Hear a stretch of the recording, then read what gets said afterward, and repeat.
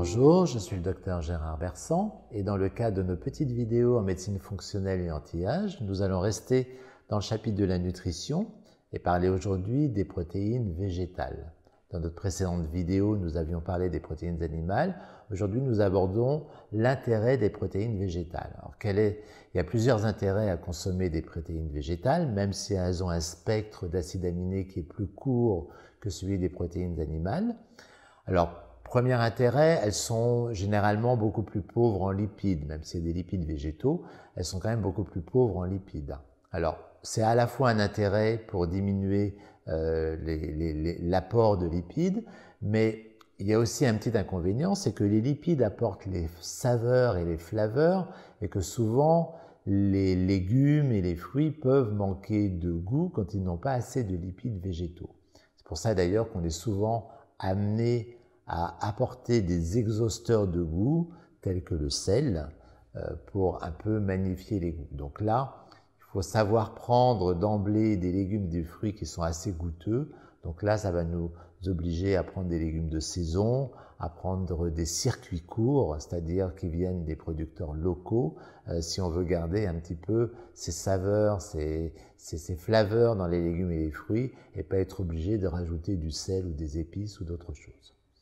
Deuxième intérêt des fruits et légumes, c'est qu'elles contiennent beaucoup de fibres, notamment des fibres insolubles qui sont très importantes pour le transit, également pour la baisse d'absorption d'autres nutriments tels que les glucides.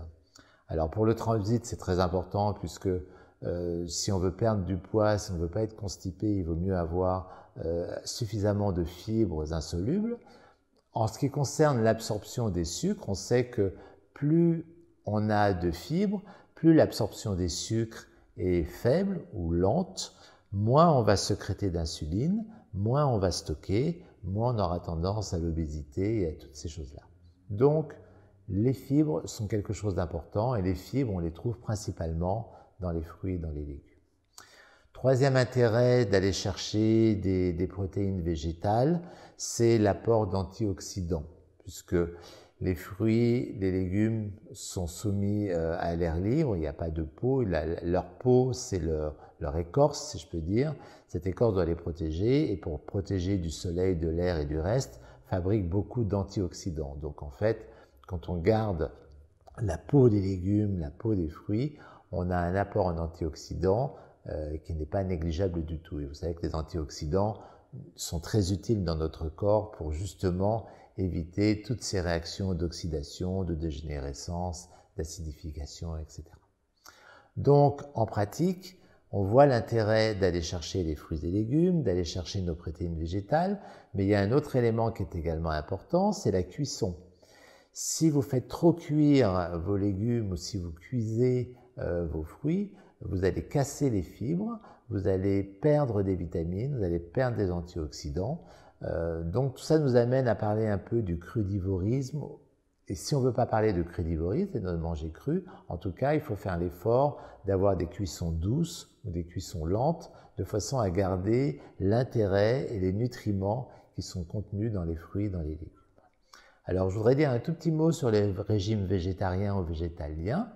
Ils sont tout à fait possibles, mais comme on a dit que les fruits et légumes ont des protéines qui ont des spectres d'acides aminés qui sont un peu plus courts, on a souvent besoin de compenser pour éviter certains déficits en fer, en vitamine D, en vitamine B.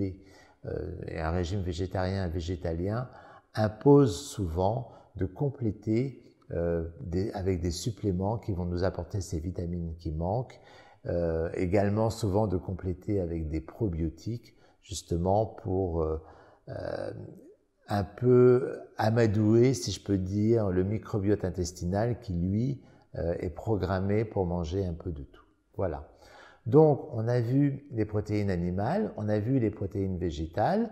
Dans notre prochaine vidéo, nous allons parler des régimes protéinés. Quand on fait un régime avec beaucoup de protéines, quels sont les intérêts? Est-ce que ça fait maigrir? Est-ce que c'est intéressant sur le plan santé? Voilà. Si cette petite vidéo vous a plu, n'hésitez pas à mettre un pouce et n'hésitez pas non plus à rejoindre ma chaîne YouTube. Merci.